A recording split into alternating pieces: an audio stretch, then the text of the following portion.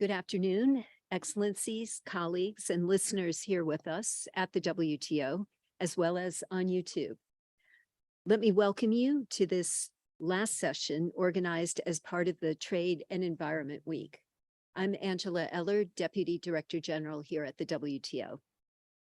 I'm joined today by very distinguished panelists from those WTO members who have been leaders and trailblazers in the WTO's work on sustainability on marine resources.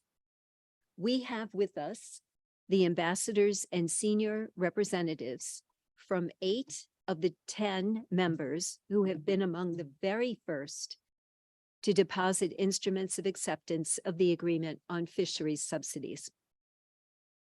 Unfortunately, Seychelles and Belize could not join us today, but they're with us in spirit. While we miss hearing from them, they have clearly established their leadership in the global efforts to promote sustainability by also being among the top 10 to deposit their instruments of acceptance, the first African member and the first Caribbean and Central American member. So we have with us here on the podium today, in alphabetical order of the member, Her Excellency Ambassador Theodore, Ambassador of Canada, Mr. Guido Hubin, Deputy Head of Mission, the Permanent Mission of the European Union, which, as we know, has 27 members. We also have His Excellency Ambassador Gunnarsson, the Ambassador of Iceland, who was with us for part of the session, and of course is known to all of us as chair of the negotiating group on rules and the chair of these negotiations.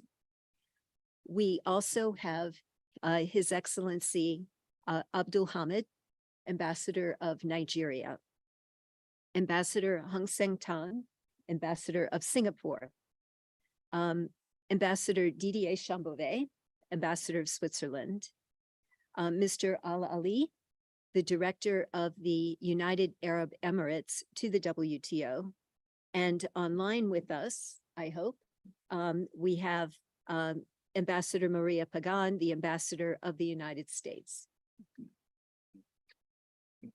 Before I hand over the floor to the stars of this event, our distinguished guests, allow me to briefly introduce the Agreement on Fisheries Subsidies for the benefit of our audience. The Agreement on Fisheries Subsidies is the newest WTO agreement and only the second WTO agreement to come into existence after the WTO's establishment in 1995. It's also the first WTO agreement with sustainability as its essence. The agreement was concluded at a time of multiple geoeconomic crises and is therefore a living proof of the resilience and value of multilateralism, even in enormously challenging times. It is therefore a truly historic achievement in more ways than one.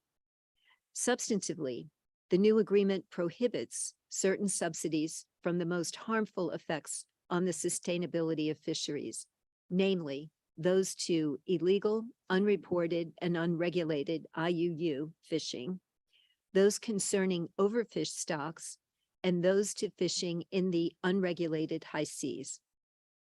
A binding agreement, it is therefore a tangible leap forward in the race to preserve our ocean and its precious living resources.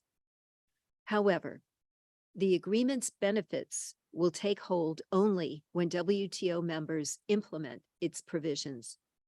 A critical step here is to secure the agreement's entry into force, which will happen only when it has been formally accepted by 2/3 of all WTO members.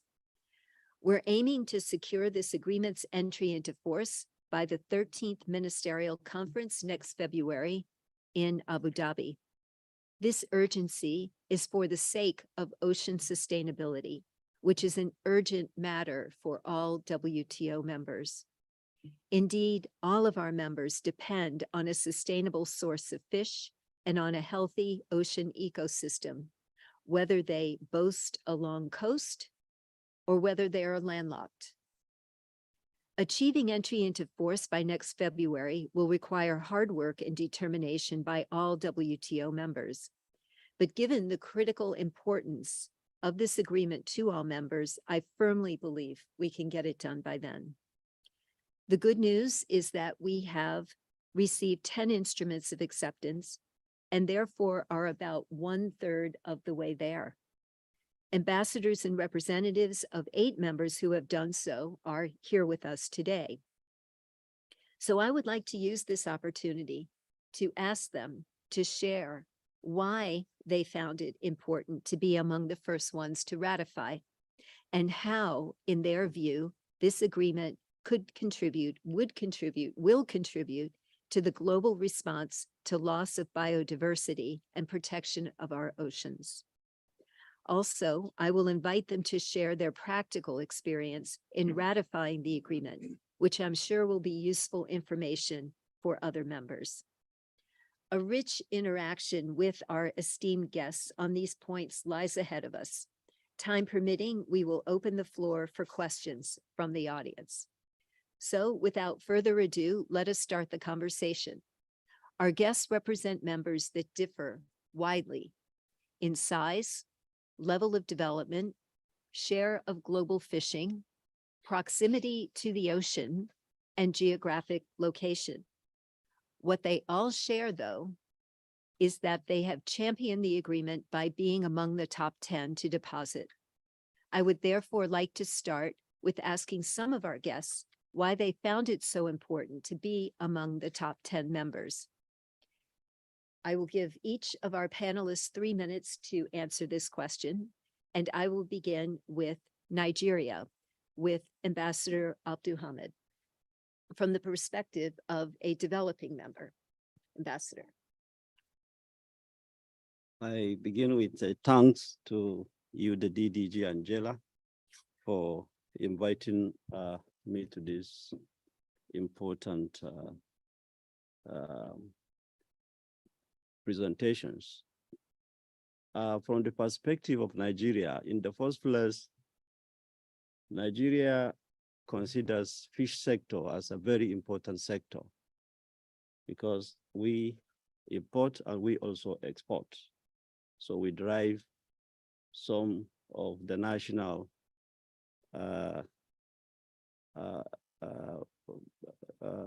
foreign exchange from that sector. And therefore, we feel that, of course, this is an agreement that has been on the table for quite some time in terms of the negotiations. And now that the negotiation has been concluded and adopted by members, so we need to comply with the first requirement, which is the ratification process. So in terms of experience, how we undergone the ratification process, first, there are some conditions that Nigeria attaches importance to. One must be an issue that Nigeria has been actively participated in the negotiation, which in the case of fishery, Nigeria, but Geneva-based and then capital-based officials actively participated. That is to say that the country was fully in the picture of the contents of the agreement. Then second one is during the adoption, which is normally done during the ministerial conference. So at the 12th WTO ministerial conference, Nigerian Minister of Trade actively participated in the final discussions and negotiations into conclusion of that agreement. And of course, the adoption by the ministers in that conference. Then thirdly, a comprehensive report was forwarded as required by our internal policies to send to the authority with details of what transpires, the content, the benefits, and what the government need to do, which we have done from this end and forwarded to them, and they took it with all seriousness. There are two ways in the internal process of ratifications government does in Nigeria. One is either by parliament, the other one by the Federal Executive Council. The Federal Executive Council comprises the all cabinet ministers with the president chairing that council. And in the case of fishery subsidy agreement, because it was a policy issue, so it doesn't necessarily need to go to the parliament because it doesn't need any legislation to be done. So it was taken to the Federal Executive Council. And when preparing for taking this memo to the Federal Executive Council, the Federal Ministry of Agriculture and Rural Development is the sole body responsible in terms of coordinating and implementation of fishery issues or sector in Nigeria. So therefore, the Ministry of Industry, Trade and Investment had to put the two together, joint memo to the Federal Executive Council, and ministers, all ministers of the cabinet were there, and the president was presiding, and it was approved, and thereby directing the Federal Ministry of Justice to prepare the instrument and bring it back to the president to assign its signature, and that is what happened. So after conclusion, then it was sent to me and the ambassador to present to the WTO Director General. I thank you. Thank you very much, Ambassador. It sounds like it was quite a complex process, and I know that you were personally engaged every step of the way. Very grateful. I'd now like to turn to Switzerland, to Ambassador Chambouvet, from the perspective of a landlocked member, aside from that beautiful lake out there, which doesn't count for purposes of our agreement. Also host to numerous international organizations here in Geneva, and the very first to deposit. Yeah, thank you very much, Angela. As you say, that's in Switzerland, we have some fisheries, but it's only fresh water fishing and not covered by the agreement. But nevertheless, we were very motivated to ratify this agreement swiftly. And of course, you have to set a procedure in motion to do this. The motivations, three motivations, basically. First of all, sustainable development. Second, the strengthening of the multilateral trading system. And third, the fact that we need that 2/3 of members formally accept the agreement for this agreement to enter into force. As you know, Switzerland is a strong supporter of the multilateral trading system and of the environmental sustainability.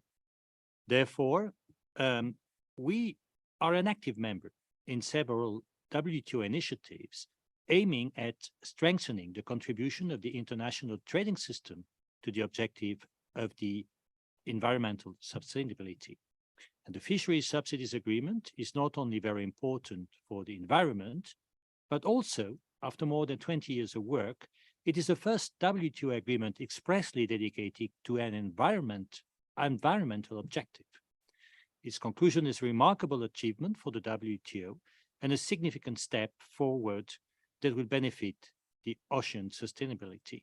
And another remark, it's another multilateral agreement, and we have not concluded many. You mentioned this in your introductory remarks, Angela. It's probably the second that requires ratification. There's been other agreement of lesser importance, but that did not require this ratification process where we need to gather 2/3 of the members. To have acceptance by 2/3 of the members. And this is important for the multilateral trading system to demonstrate that, nevertheless, that in difficult circumstances, we are able to get together and to conclude a multilateral agreement. And of course, lastly, 2/3 of the membership, even if you're a landlocked country, even if you do not have to do much to implement the agreement, your voice count. And that's the reason why we had wanted to be exemplary here. Of course, the objective was not to be the first to ratify. It's only by random that we happen to be the first, but it's right that we have undertaken the process very quickly after the conclusions of the negotiation. Thank you, Angela. Well, thank you, Ambassador. I'd like to turn now to Mr. Al Alif from the United Arab Emirates representing the host of MC13. Thank you. Good afternoon, everyone. Allow me first to warmly thank the WTO Secretariat for the excellent collaboration shown throughout the whole process leading to our ratification of the Fisheries Subsidies Agreement. And I thank you, Deputy Director General Angela Ladd, for inviting me to participate in this very important panel discussion on behalf of UAE. Well, to answer your question in a very nutshell, as the DG have pointed out, that United Arab Emirates was formally accepted the agreement as the first Arab member to basically deposit the instrument of acceptance. If our decision have to set an example, a good example for others, then why not?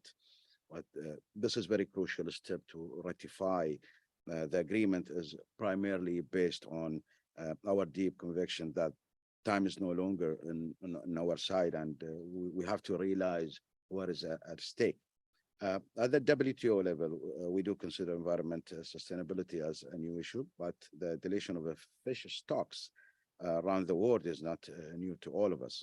Now, in order for us to understand the urgent need to set rules and put an end to unsustainable fishing, we have to imagine the damage caused by the harmful subsidies to large-scale industries fishing. And members of the WTO, I mean, those who have not ratified the agreement, have to figure out the challenges might be facing the biodiversity, food security, and livelihood. Thank you. Well, thank you very much. And now I'd like to turn to Ambassador Pagan, representing one of the largest fishing nations, the United States, and she's joining us online. Well, thank you, Angela, for inviting me to this event, and good afternoon to all. So cold, rainy day here in Washington, D.C. As you know, we are a large fishing nation, but we're also a nation concerned about fair play and conservation of fishing resources. So throughout the decades of negotiations on this agreement, we did play a leadership role in trying to work with other members, to co-sponsor proposals aimed at achieving an ambitious outcome. So for that same reason, we also wanted to lead by example with respect to acceptance and implementation of the agreement. That was really a great motivator for us. And also, I think I echo many of the comments made by Ambassador Chambouvet. This demonstrates our commitment to the WTO, and we're very proud that we were able to, agree, have this first agreement that has conservation and environmental concerns at its core. It contains important disciplines, but it's not going to contribute to sustainability until it actually enters into force. So that was also a great motivator for us. We have a lot of momentum coming out of from MC12, and I think also the continuing negotiations chaired by Ambassador Gunnarsson. So we hope we can continue that momentum and try to get entry into force of the agreement by MC13. Thank you. Well, thanks very much, Ambassador. And thanks to all of you for your interesting and informative perspectives. I have no doubt that the example you've set for the rest of the world by being among the first to deposit your acceptance will be instrumental in ensuring the speedy entry into force of the agreement. I'd now like to ask our other distinguished panelists a closely related question. Your leadership in ratifying the agreement clearly demonstrates your commitment to marine sustainability and shows your faith in the value of the agreement. How, in your view, would this agreement contribute to the global environmental responses to loss of biodiversity and protection of our oceans? You each have 3 minutes, and I would like to start with Ambassador Theodore from Canada, a large coastal producer, which has also contributed to our fisheries fund to help developing members. Thank you. Thanks very much. And I'll join others since it's the first time that I take the floor to thank you, Angela, for convening us. It is truly a pleasure for me to be part of this distinguished panel to talk about this very important topic. As you mentioned, Canada has ratified the agreement and has also contributed to the Fish Fund. We actually became the 5th member to ratify on May 2nd. And you know, if I think about the question of how the agreement is going to actually contribute to this global response, I would sort of frame it around 3 C's is what I kind of came up with. Confidence, conservation, and continuation are my 3 C's. So the first one, confidence, is something that many members spoke about in a different context, but I think it's really important to understand that for Canada, you know, the ability for members to have confidence in a multilateral solution to what is a multilateral problem is really quite important when we think about what our contribution is going to be as members of the WTO to this huge environmental problem. And so for me, confidence in the system, confidence in the ability for members to collaborate, the idea of international collaboration, very important for us. And you mentioned, Angela, in your opening remarks, that the geopolitical context within which the agreement was negotiated is also no small feat. And so that idea of confidence in the system, to me, is a huge part of that contribution. Number 2, conservation, you know, the substance of the agreement, you know, as an ocean nation, as you mentioned, we recognize as Canada the global need to conserve and sustainably use our ocean resources. And so accepting this agreement was really part of our strengthening of the commitment to strict international rules that really support sustainable marine environments and livelihoods that depend on responsible trade in fish and seafood. We know that we, not just Canada, but globally, there are people that depend, whose livelihood depends on us conserving what we have. And so signing up to strict rules around conservation was something that for us greatly contributes to the response. And, you know, also making progress on SDG 14.6. You know, it is one step in that direction to conclude this agreement. It's also consistent with our very strong support to the FAO and its important role in advancing sustainable fisheries management. But I said one step, which leads me to the 3rd C, continuation, because for us, you know, the best one, well, maybe not the best, but the one way that this agreement contributes to the response is by having that hook that this is one step and there is another step we must continue. And there is a hook in the agreement, the sunset clause, that says that once it comes into force, there is a time clock that starts to tick for us to fully support and fully address SDG 14.6, which to me, the idea of the continuation of discussions and the step 2 in the agreement is quite important. So I'll leave it there and looking forward to the rest of the conversation. Thank you.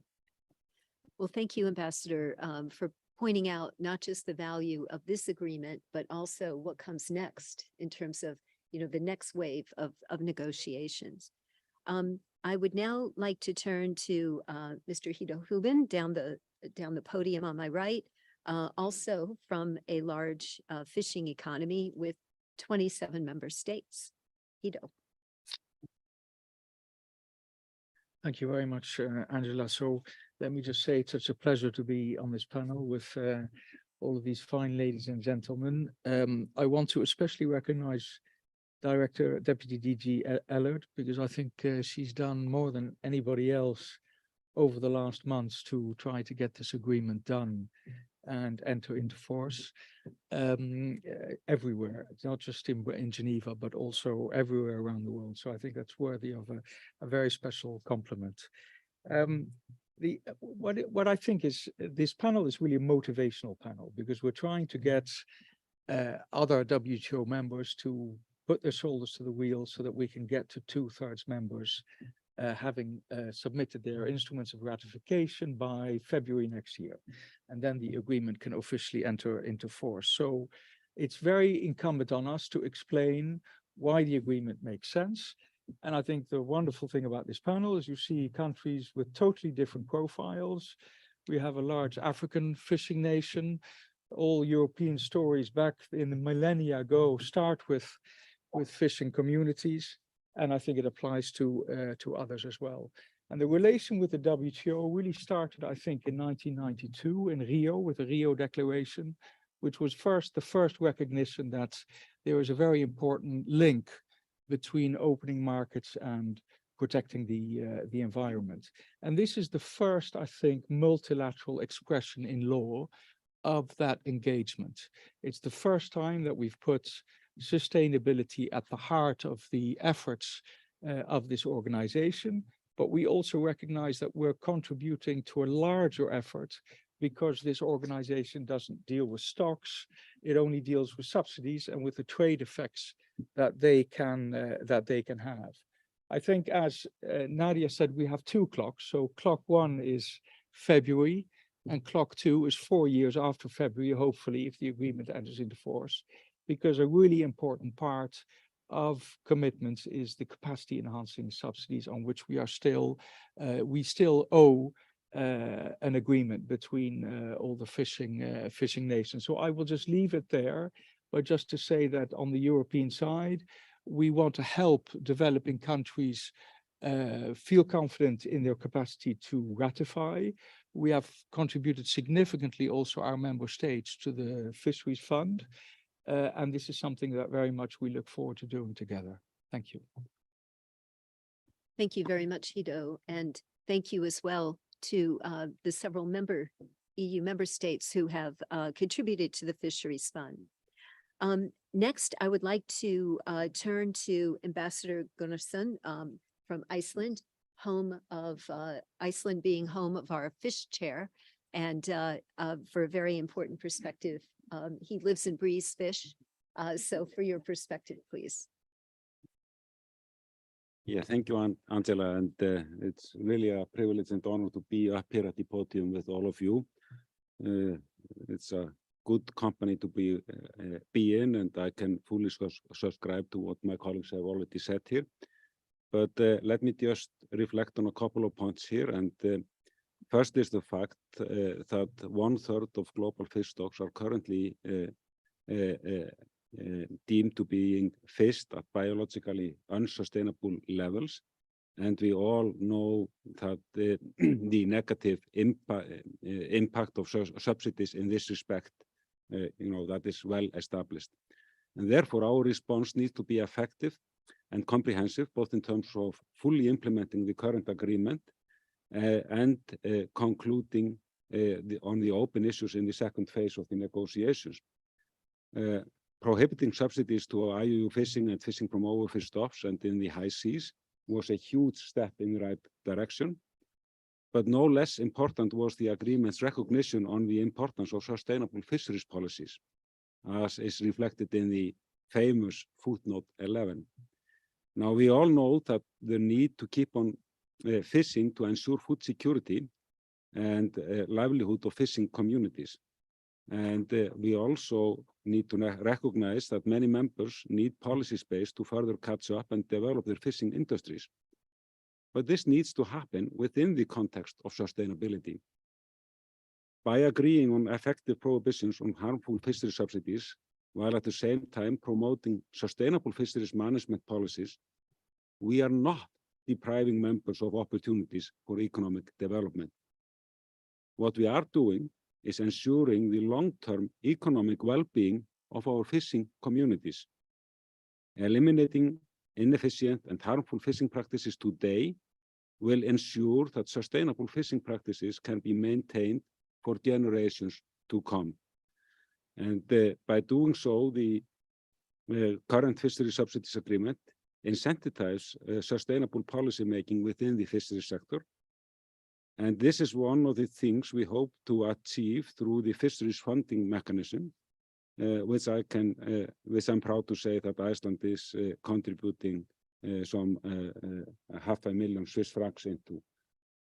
So what drives us is really representing a fisheries nation is we want to be able to fish more, and we see the fisheries subsidies agreement as a tool that will allow us in the long term to do exactly that. So with that, I thank you. Thank you very much, Chair. And then last but certainly not least for this round of questions, I'd like to turn to Singapore, Ambassador Tan, our second WTO member to deposit. Thank you very much, Angela, and very warm greetings to our viewers online. From Singapore's perspective, the Fishery Subsidies Agreement has contributed in three key important dimensions to the global environmental responses to address the loss of biodiversity and protection of our oceans. First, the agreement clearly contributes to the UN Sustainable Development Goal, SDG 14.6, to discipline the use of harmful subsidies that contribute to the depletion of fish stocks. Equally important, the agreement mandates the second wave of negotiations for further discipline on subsidies that contribute to overcapacity and overfishing, which would contribute to an even more comprehensive disciplining of fisheries subsidies. Second, the agreement complements other international initiatives to ensure ocean sustainability. This includes the UN Agreement on the Conservation and Sustainable Use of Marine Biological Diversity of Areas Beyond National Jurisdiction, also known as the Treaty of High Seas, which was recently concluded in March 2023, and I'm proud to say that it was brought across the line by a Singaporean. Third, the development dimension is front and center in the agreement. It has established a dedicated fund to help developing and least developed countries practice sustainable fishing and to end harmful fisheries subsidies. So in these three important dimensions, the agreement has made significant contributions. Thank you. Well, thank you, Ambassador, and thanks for putting this in the context of all the other work that's going on that allows us to leverage off of that. So thanks to all of you for your thoughtful and very inspiring remarks on what this agreement means for sustainability. By ratifying this agreement with the urgency that the cause of marine sustainability demands, you have truly set an example for others to follow. So now that you have inspired us, my next question to all of you is intended to elicit your practical lessons and advice on the ratification process so that others can benefit. We know that our distinguished representatives went through different ratification processes domestically. Sometimes the legislature was involved, while for some a direct line to the head of state was needed. And for others, a series of ministries new to the agreement had to be consulted. Involving stakeholders and navigating the domestic administrative processes were also crucial steps.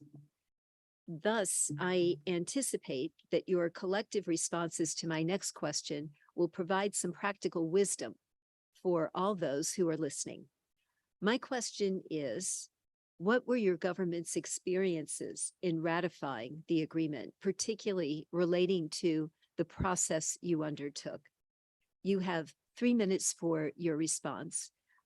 Before I turn to the members in alphabetical order, I would like to invite Ambassador Gunnarsson to go next because I know that you do need to depart.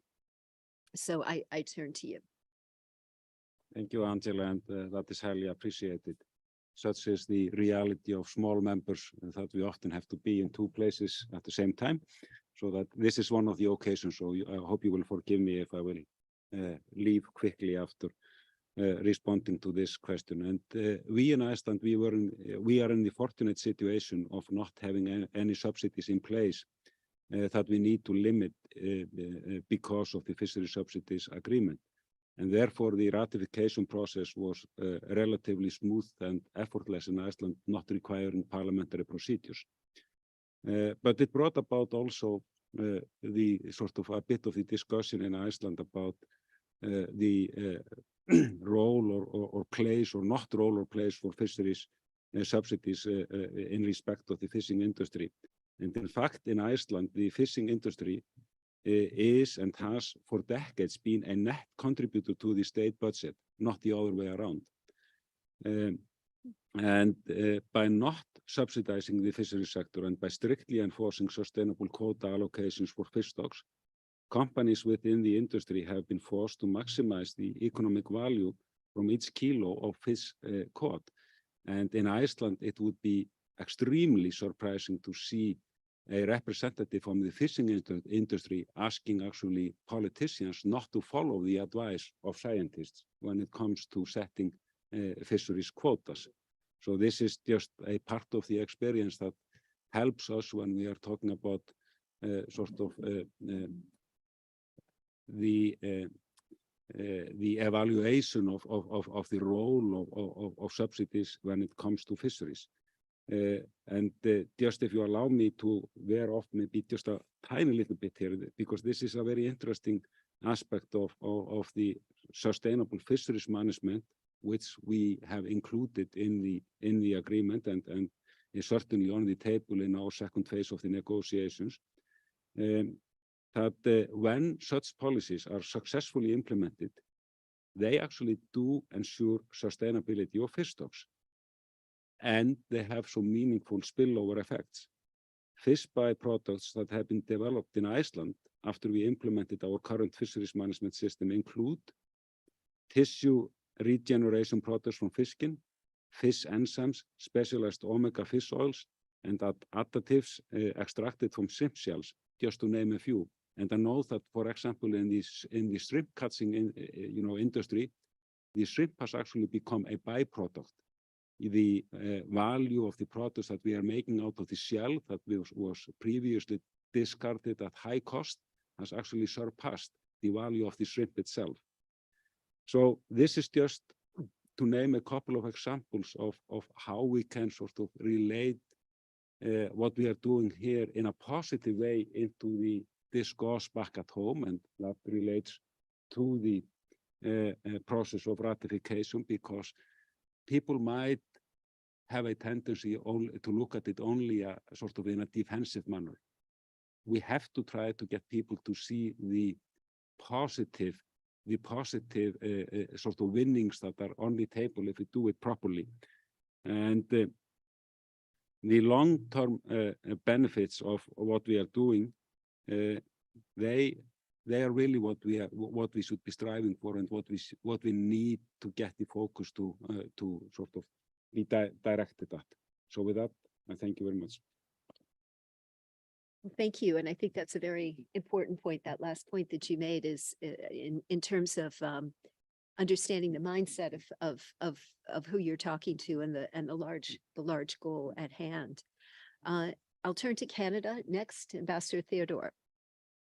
Thank you, DDG Allard, for the question. I really like this question because I think that oftentimes, we don't get the reality of what comes next. So it's a great question. And I will be maybe take a little bit of a different angle than my colleague from Iceland, because for Canada, it was hard work to get this agreement ratified as early as possible. I mentioned that we were the 5th member. And, Angela, you said at the beginning that some had to have a direct line to their ministers, some it required legislative authority, and for others it required, some stakeholder collaboration. And in Canada's case, it required all three. So it wasn't easy. But we were very lucky that we had a minister of trade that was, shoes off, hands in at MC12. And so was very committed to getting it done. We also had a Ministry of Fisheries and Oceans and a Minister of Fisheries and Oceans who also recognized the value and the importance of ratification. But then we have a process in Canada that we need to follow, and it's a parliamentary process, and which is a set of domestic procedures, including getting policy authority from our cabinet, and then tabling a treaty in Parliament. The treaty needs to sit in Parliament for 21 days before taking action to be bound by the agreement. And so it's an entire process that really requires intergovernmental consultation and stakeholder consultation. It is a requirement for us. But we really, I admit, went to extreme effort to double down on the work to get consensus amongst our ministries, because even in a good thing, even when it's a good thing that everybody agrees needs to be done, interdepartmental and interagency collaboration, I'm sure many of us around the room and online know this to be true as well, is tough, even when it's a good thing. And so we really had to work hard. And I really have to say that, it was thanks to both the counselor here in Geneva, Heather Smeaton, who really pushed hard with folks at headquarters, and then her colleagues at headquarters that really pushed hard at home, that we were able to sort of get things done. And before I close, I also just have to say that, in our ratification process, we also realized that supporting the agreement isn't only about Canada, it's also about supporting others. And so that's why we contributed to the Fish Fund. And that also required an element of approval. We contributed 1.4 Canadian dollars, 1 million Swiss francs, which also required some approval and some cajoling with our friends at Finance Canada. But so it wasn't easy, but if there is a will, there is a way. And we were very happy to find that way. Thanks. Well, thank you, Nadia. And we were very happy that you found a way to accomplish both of those goals just within about a week of each other. So that was terrific. Now I turn to the EU, to Guido, for your thoughts about the process with 27 member states. Thank you very much. So I think what I would say is it's a combination of two things. One is like Ambassador Abdulhamid said, it's political commitment. So you have a minister or a president who decides to make a priority of an agreement and to get the agreement through. And the second in the EU system is that it all depends on our institutional setup. And in this particular case, we had the advantage that this was an agreement that could be adopted under our commercial policy, as a result of which it did not have to go through the parliaments of our 27 member states. And that's what makes all the difference. It doesn't make our process easier because we still have to go through the council, our member states who vote on this, and we have to go through the parliament, and we had hearings in the parliament, and the DDG was kind enough to come to Brussels to give that process a push. And we have a series of steps in which the council initiates, they approve, then it goes to the parliament has to vote, and then it's finally the council that submits the final approval for the instruments to come here. I think I was once, when I was based in Washington, told that legislating can be a bit like a sausage factory. So I'm sure that different countries have different approaches, that they need to get their constituencies in the right place. But it all starts and ends with the political commitment to achieve what is in the end a common undertaking that we took exactly a year ago. And I think it was the Director General who challenged the members to see if they could do it within 12 months. And the representatives behind this table here managed to meet that deadline. I think we now want to encourage the the other members to see if we can get it done by February. Thank you. Well, thank you very much. And I think we're starting to see some momentum. So I'm hoping that in the coming weeks, we are able to add to our numbers to such an extent that this podium will not nearly be big enough. Maybe even the room at some point won't be big enough to hold all of our depositors. I turn to Nigeria next. Ambassador, you gave us a taste of the process that you went through. Would you like to add some more to that and give us more of detail, if you'd like? Thank you so much. My first approach was actually to share the country experience, how we have passed through the process to get it done as early as possible. So I didn't touch much on the basic reasons why we really happens to be among the first 10. Of course, as I said, we consider the agreement really as very important agreement. And of course, some of the challenges being faced by our fishers and of course the fishery management back home will be addressed. The content of the agreement has touches most of these things. And we believe that the agreement presents a unique opportunity for Nigeria to promote sustainable use of ocean resources for economic growth and the improvement of livelihoods, while preserving the health of ocean ecosystem. And we are expecting the agreement to put a stop to all harmful fishery subsidies, such as illegal, unreported, unregulated fishing activities by the members. I think this is what actually motivated, apart from our total commitment to the multilateral trading system. And we believe that the agreement will address some of these challenges. And of course, we do have some challenges, but the provision and commitment by members to come into the aid of certain developing countries, with even some example of some countries coming forward to donate a lot of funds that will help the developing countries to address some of these. I think that serves as an encouragement, unlike other agreements where people will be thinking I don't have the capacity, why should I? But this, I think the provision is even captured in the article. So therefore, that serves as an encouragement, and we felt that it is good to go. And our minister was physically here, participated in the ministerial, the final negotiation of the text. She was there throughout the night, and the adoption. So we have no reason whatsoever than to expedite action. And moreover, as I said, our system requires only the Federal Executive Council with the president sitting to sit and look at it holistically and look at the benefit to the country, and then and approve it, and then raise the instrument of ratification for depositing. So they look at it holistically and saw that all this depletion of resources at our marine, and then other advantages, this agreement will bring a solution to that.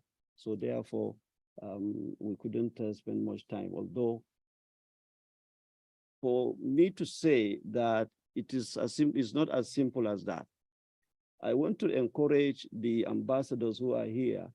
Of course, you have to, if you want a speedy action, then you also have to support people in capital with more guidance, more push, because all the time there could be some hurdles here and there. So, but you could always advise and push, and then before you know it, it is done. So that was the way we did.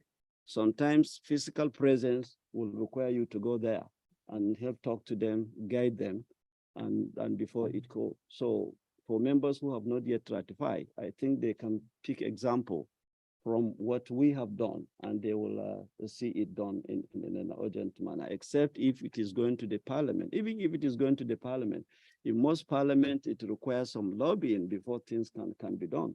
So, and there are the members of the parliament mostly are politicians, and the agreement has some technical component.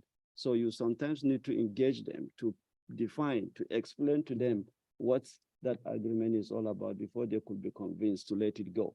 So we have a role to play as ambassadors to guide the capital, to ensure whether it is through Parliament or it is through the Council. We need to continue pushing until it has get to the end. Thank you. Well, thank you for that concrete advice about rolling up sleeves and engaging back home, not just from Geneva. I now turn to this side of the podium. Ambassador Tan, you're next to hear Singapore's perspective on your process. Thank you, Angela. Let me share 3 key takeaways concerning Singapore's experience in ratification of the Fisheries Subsidies Agreement. First, it was really a no-brainer for Singapore to want to be among the first to ratify the agreement as early as possible. This is because we attach utmost importance to the WTO, and we wanted to demonstrate in a concrete way Singapore's commitment to support both the WTO and ocean sustainability. We hoped that our early ratification will serve 2 purposes. One, that it could be a catalyst to encourage more members to do so. And 2, we want to facilitate the ratification process so that the agreement could enter into force as early as possible. Second, Singapore has the good fortune of having a fairly well network government where the relevant agencies enjoy close coordination and alignment. For example, the relevant agencies in the case of Singapore are the Ministry of Sustainability and the Environment and the Singapore Food Agency, and they had been involved in the pre-MC12 negotiations as well as the ongoing wave of negotiations. This allowed them to be familiar with the provisions of the agreement and facilitated the ratification. Third, Singapore has gained useful experience through our active participation in various regional initiatives on fisheries subsidies and combating IUU fishing. This has enabled us to develop the necessary capacity to fulfill the agreement's provisions. Additionally, Singapore is party to FTAs such as the CPTPP, which similarly prohibits subsidies to IUU fishing and fishing in overfished stocks and encourages the adoption of science-based fisheries management system and marine life conservation measures. I hope this is useful. Thank you. Thank you for that. And you definitely showed how important it is to have the interagency coordination from the beginning and all the way through.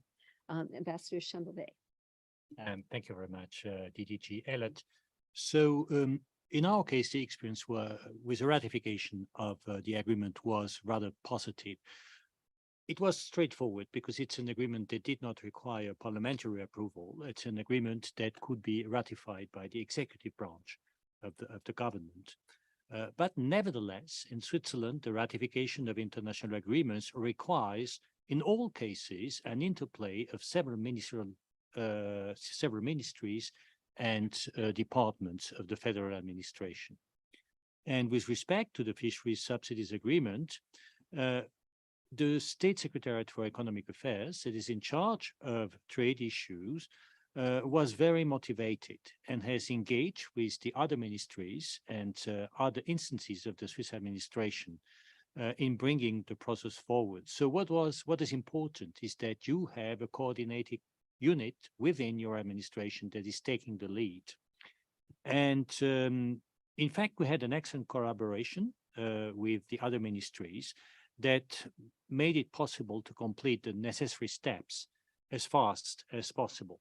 Okay, it is true that Switzerland was in a favorable position since our interest in the agreements are mostly systemic, but we were lucky to have a great team in Bern that has made, the necessary efforts to expedite the ratification process. And the fact that we are a landlocked country was not unrelated to, I would say, the simplicity of the ratification. I can imagine that it might be the case in other landlocked countries. There are quite a few WTO members. So I don't know whether we're the only landlocked countries that has ratified so far, but I hope that this will encourage other landlocked countries to ratify, even if perhaps the national stake is not immediate, but of course there is a stake that it's much broader. It's an SDG that has to be implemented, and I hope that they will be as motivated as Switzerland was in expediting their ratification procedures, because their vote will count, clearly. We need 2/3. Yes, we need 2/3. Mm. And for landlocked members, of course, the value of the agreement in making sure that we have sustainable fish stocks is very important. So regardless of whether a fishing nation or not. I turn next to Mr. Al-Ali. Thank you again, Angela. Well, as a host country, I mean, we do care and know how important of this ratification agreement. In fact, sooner after the adoption of the agreement on fisheries subsidies as a key outcome of MC12, my national authority opened serious discussions on launching the process of ratification, and the government experiences were totally positive. In fact, the whole acceptance process ran very smoothly and efficiently as well. Actually, the whole process was already was on a good track when I announced that myself at the last General Council that UAE will officially submitted the ratification of fisheries agreement, and that is basically because UAE is basically care about the ocean sustainability. The broad consensus in my country was actually born immediately, right? The launch of 2030 agenda for sustainable development in 2015, particularly the SDG target 14.6, and we were eager to see the global institution do its part for the good for the job of safeguard on the marine ecosystem. And here I would like to quote your remark, Angela, at the technical workshop last May. The agreement's tangible benefits will take hold only when WTO members implements its provisions. I thank you. Yes, I agree. I agree with your quoting my quote. Thank you. And our last speaker on this particular question, I turn to Ambassador Pagan online. So thank you. I'll start by saying that throughout the long years of negotiations, my agency, the Office of the U.S. Trade Representative, worked closely with other U.S. agencies, and of course, in particular, with our fisheries agencies, the National Oceanic and Atmospheric Administration, also known as NOAA. So we already had, there was familiarity with the disciplines that were being negotiated. Because we did want to be, and our goal was to be one of the earlier ratifiers, immediately after concluding the agreement at MC12, we began, and we intensified the internal consultations and work in particular with NOAA to analyze the disciplines agreed against our current fisheries subsidy programs in order to determine whether we needed any modifications. I will say that, we did have strong political commitment from many sides and strong backing from, all sorts of stakeholders, both the, the NGOs that are interested in these issues, from Congress, and certainly from the leadership, and particularly at my agency, from Ambassador Tai and from NOAA. So I think that we had a lot of positive energy to try to get this done. And I would be remiss if I didn't also give huge credit to the team, my team in Washington, led by Kelly Milton, who I think many of you know, and the team of lawyers and policy experts, both at USTR and NOAA in particular. And so again, there was a lot of effort put into looking at our programs and how they stack up against the disciplines. So as a result of this extensive exercise, we were able to confirm that we could comply with the agreement under the existing statutory authorities that NOAA has.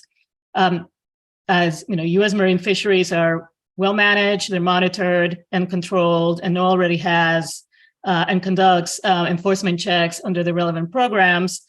So we will continue to, work through the existing authorities to ensure that we continue to implement our fishery subsidies programs consistent with the agreement's disciplines.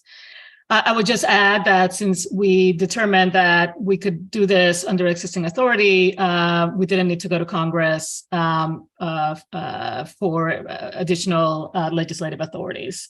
So certainly that helps with the speed of our ratification. We are, looking perhaps in the future as we continue to develop guidance and other on these issues to share, if there's interest, to share more specific steps relating to how we'll be implementing once the agreement enters into force. And I agree that we should all be encouraging and assisting others, in their process, and always happy to share experiences and ideas with other members. And I like the idea of getting the landlords to ratify, since, this should be, again, it's really for the greater good. Anyway, I'll stop there. Thank you. Thank you. I like the idea of deploying all of you to go out and speak to others, because we do have such a diverse group of members who have deposited their instruments. As I said before, large and small, developed and developing, different geographical locations. So you definitely have groups of members I know who would find your comments quite relevant, and I appreciate that many of you have been doing that in speaking to others. So this was also a terrific round of interventions, and you provided us with practical and concrete insights about your domestic processes, and it just struck me about how different they all were, and very much depend not just on the institutional structure, but the personalities involved. And always, the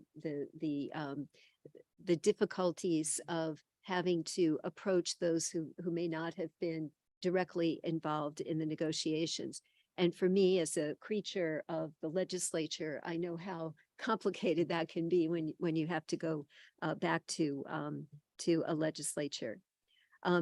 So as we all know, the work that you all did, and all of you were so directly involved in working here and in back home, helped those ratifications happen quickly. And that's absolutely necessary to bring us to the 2/3. We still have a little time left, and I would like to see if our audience might have questions, either online or, of course, in person, to see if there may be questions we can collect. If so, we can collect a couple and then go to our panelists for their responses. Any questions?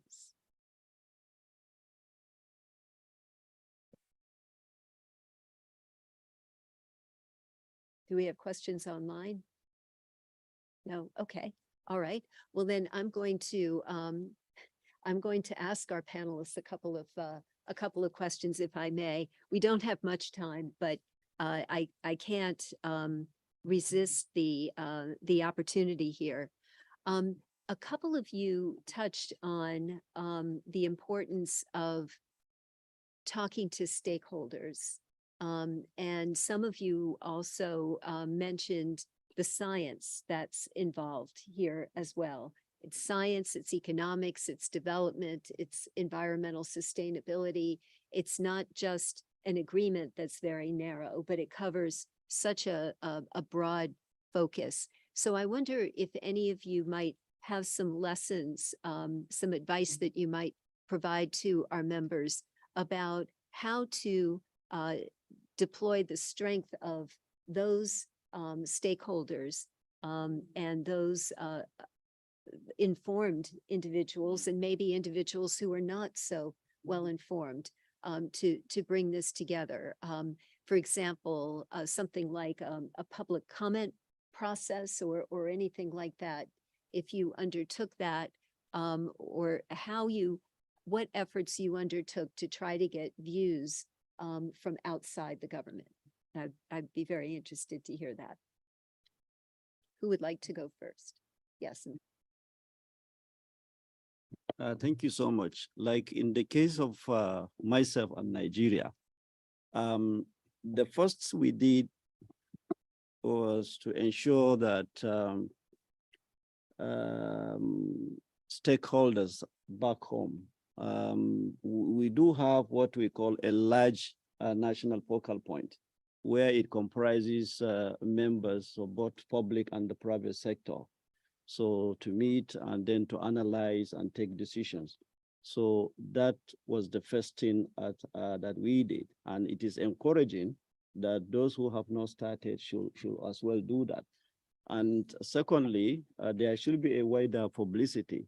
I can count maybe 2 or 3 times that the national television used to interview me right here, sometimes in Nigeria and sometimes here in Geneva. I joined virtually, and sometimes live, sometimes they will record and then and send it. So it is important that both sides of the two should be taking place. Meetings with all the stakeholders, including the private sector, and then publicity also through both electronic and print media. So that will enlighten the general public of what is happening. And then that will go along with trying to pinpoint the benefit of it so that they will understand the content of the agreement. And of course, when the agreement come into force, what they should be expecting to benefit from the agreement. That will encourage, particularly us from the developing countries. Because if you don't do that, they may not have idea of the content is just a treaty, and therefore they may think whether it has some negative consequences or positive consequences. But if you do engage the private sector operators, especially those in the sector, but as I said, through meetings and then through publicity, electronic, and I think it will help. Well, thank you. That's very concrete. And I think will bear great returns as we advance in this process and building that kind of support. Would anyone else care to weigh in? Maria, yes, please. Well, thank you. And Angela, as you well know, the United States has a very robust system of trade policy advisory committees, and we brief them, and these are committees that have a wide range of outside non-governmental stakeholders, both industry, but NGOs, et cetera. And so just like with any other trade agreement, and again, given the fact that this is an agreement that we have been negotiating for quite a long time, we did, consult over time, with those stakeholders. And, we just want to pitch, as we do whenever we can, transparency, and reaching out to as many stakeholders as possible, is crucial to having any kind of policy, but I mean, the trade space, trade policy and trade agreements, that have wide support. Likewise, of course, we, as you also will know, we brief Congress, congressional stakeholders through, similar mechanisms through the trade committees. So again, I agree that this is a very important part of it, because at the end of the day, you also do need the support of the non-governmental entities. And certainly you want to make sure that this is something that is widely supported to be successful. Thank you. Thank you, Nadia. Thanks. I just thought I would give one very concrete example, and I use it because, and I give it because I myself, because you talked about how you can get non-experts to kind of connect with experts. Mm-hmm. And I think that sometimes, and for many countries listening in, you yourself even might not feel completely comfortable reaching out to stakeholders, in particular non-governmental stakeholders, and providing them with detailed briefings on the substance of the agreement. What I did when I knew that I was being, when I thought that I was being appointed, and I knew that I would need to get very read up very quickly on the fisheries agreement, having done it in my previous life. You know, we've been negotiating this agreement for many, many years, but not being up to speed on the current situation and what was concluded, is I went, and the Alice Tipping from IISD has fantastic explainers on YouTube. And so it's something very concrete that folks, even if you yourself as a member or as a delegate or as somebody in Capital, if you're listening to this to this conversation, think to yourself, well, I don't feel comfortable actually briefing my non-governmental stakeholders on the details. That is one very concrete tip that I can provide to you. Alice Tipping has been doing fisheries subsidies for a very long time. IISD is a credible non-governmental body that has done deep dives into the material and is able to communicate and explain it in a way that provides you with in my view, the right level of detail, but that isn't so technical that a non-expert can't understand. So a very, very practical, tactical tip. Thanks. Very practical. Yes, they do terrific work. And I think from a very objective standpoint as well. Would anybody else like to comment on this? Yes, Hito. I have just one example like Nadia, just to reflect a little bit also how we're thinking in our member states and in the EU has evolved. Because 20 years ago, we had agriculture and fisheries were together. And then it was separated about 10 years ago, and it was agriculture on one side and fish on the other.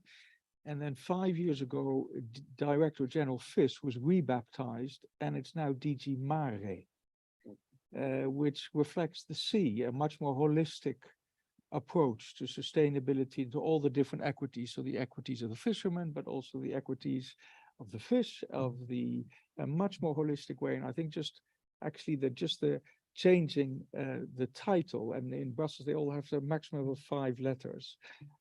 So when it became DG Mare, it actually really forced people to think about, well, what are the policies that we want to pursue in this particular sector, not just for the fishing communities, but for sustainability more widely. And I think with small political adjustments like that, you can actually engender change.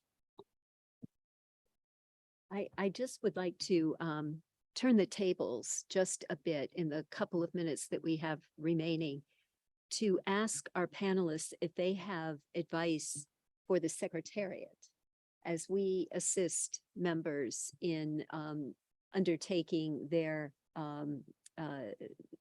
processes. In particular, we're trying very hard to get the word out. We've held 7 regional workshops all over the world since November. And that's been, we've briefed hundreds of delegates. My colleagues, Say and Batsal, sitting here are nodding tiredly because it's been certainly a whirlwind. But that has created a good opportunity for us to talk about the benefits of the agreement and to assist in answering questions, particularly not just the Geneva-based questions, but the capital-based questions, because we were out there in the world. The DG has been also engaged extensively in meeting with delegations here, as well as abroad, to talk about the importance of this agreement. And all of us, whenever we travel, try to do that. With respect to the fisheries fund that was established in the agreement with the member support, we have now within the Secretariat turned that into a concept note with the tremendous assistance of members and notified that to CBFA, and we're standing that up now. We've received donations, considerable donations, which we're very grateful for, from some of those, in fact, sitting here at the table. And I think for us, that shows the commitment of members to help developing countries, that they won't be left alone, that they will be supported as they deposit their instruments, as they implement, that they're not alone.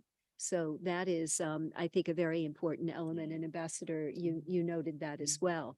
So what advice do you all have for us? What more can we do within the Secretariat to try to support our members? Yes. Angela, may I suggest something? Because I mentioned the landlocked countries, something that occurred to me during this discussion. And I checked the list of landlocked countries. There are more than 40. Many of them are WTO members. And I'm just wondering whether it would be perhaps good for the Secretariat to approach the delegations here, just first of all, to draw their attention to the fact that there is ratification that is expected. Maybe it might be that some delegations are not fully aware of this. And it might well be that the procedures, the ratification procedures in these countries might be perhaps more straightforward and easy than in other countries where a certain number of measures have to be implemented and taken. So, and perhaps, I mean, you would be able to garner more support for the agreement like this. Just a suggestion. Well, that's a terrific idea. And certainly as we've been doing our workshops, we've invited the landlocks as well among developing members, but clearly more broadly, I think that's a terrific idea. Yes. Well, thank you. I echo the suggestion from His Excellency Shambhuvi, and I guess WTO as an organization, it's a member-driven organization, and I believe that the members should speak with each other on how important is the agreement is. I mean, for example, as a host member, my minister have started 4 months back talking about the importance of this agreement with our counterparts. Over more than 60 ministers. He already started discussing that. But I believe, I'm a firm believer that the members, 164, could talk to each other about how important this is in order to reach the agreement goes into a force by 2/3 of the members. Thank you. Thank you. And I agree. We are definitely member driven, and we I think would do everything we could to support a dialogue like that. Ambassador. Thank you, Angela. I just have two advice really to give to the Secretariat. One, in respect of the ratification issue. I think the ambassador's presence in Geneva need to be fully sensitized on the content of the ratification, the instrument itself that needed to be submitted, because some of us could not understand that at the national level, maybe the Ministry of Justice can do the written instrument in their own language and in their own thinking, not knowing that the WTO is expecting some key things to be reflected in that instrument before it is accepted. So this need to be done so that the ambassador present who are already in the process of the ratification or who are willing to do should be able to know that there are some basic language required in the instrument that will be submitted to the WTO before it is accepted. So a template need to be shared then with certain reminders so that the members can see. So when they're liaising with their national government to prepare the instrument, those language must be reflected. Then secondly, on the issue of funding mechanism, which some members have started contributing to the WTO to help the developing countries and of course the LDCs. What I will advise, I don't know why the contribution has commenced, and of course some developing countries who need those helps are available, but from my understanding is like the funds will not start being put into use until the agreement enter into force. So my suggestion is that any member that ratify it means the member has shown that total commitment of implementation. Not that every member that ratified means that he has absolute capacity to implement. So in that case, the member can package the basic need for capacity building and technical assistance and submit to the WTO. And the WTO can start looking into that with a view to start giving some of this assistance.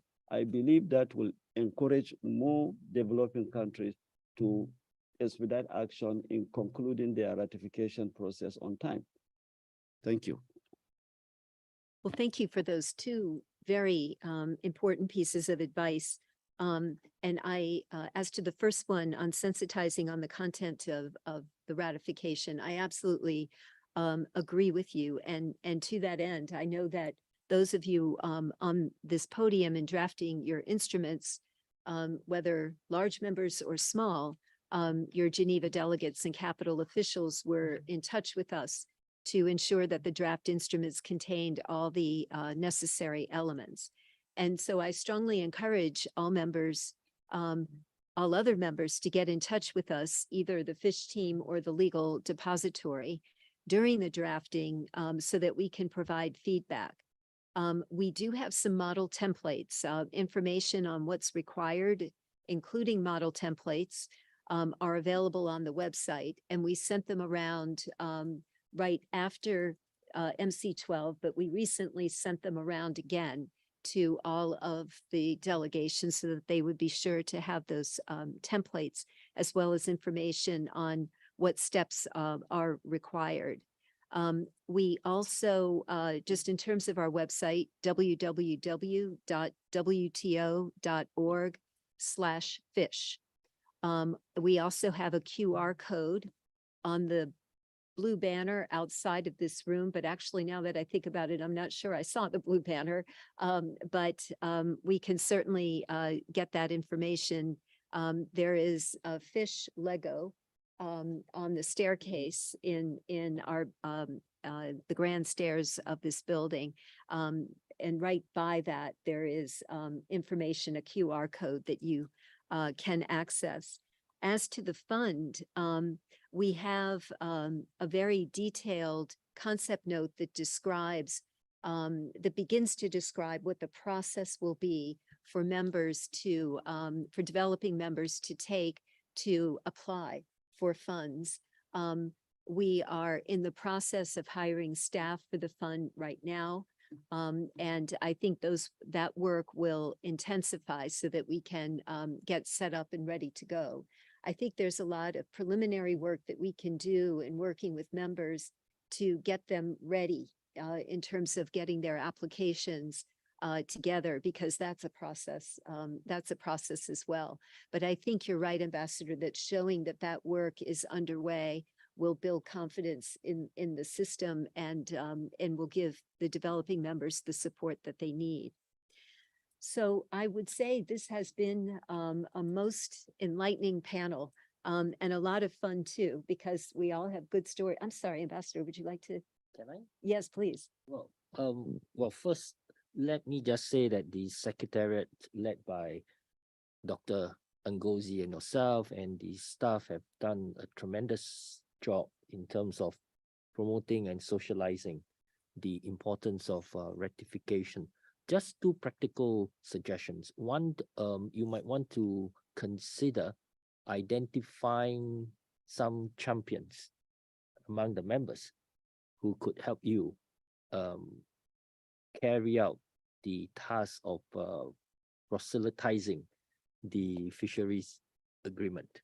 The second would be to maybe after the rectification, compile a kind of lessons learned in the hope that if and when the WTO is able to produce another agreement that requires ratification, we have on hand the lessons that we have learned that could help expedite the process. I think those are great ideas. Lessons learned is a great way to prevent others from, having to go through the same problems. So it might streamline things and make things easier. So we will definitely take all of these suggestions, very helpful, on board and see how we can work even more to bring us to the 2/3. So as for today, I'm certain that all the perspectives we've heard are going to be discussed widely in Geneva and beyond in the weeks to come, as the race to entry into force gathers even more momentum. Your leadership here was self-evident in your prompt acceptance of the agreement, and your presence with us on this platform has allowed us to understand how you made it, and will encourage others to emulate that. So with that, I would once again like to thank our panelists for their participation today, and thanks to our audience and to our interpreters as well. Thank you very much. Thank you. Thank you.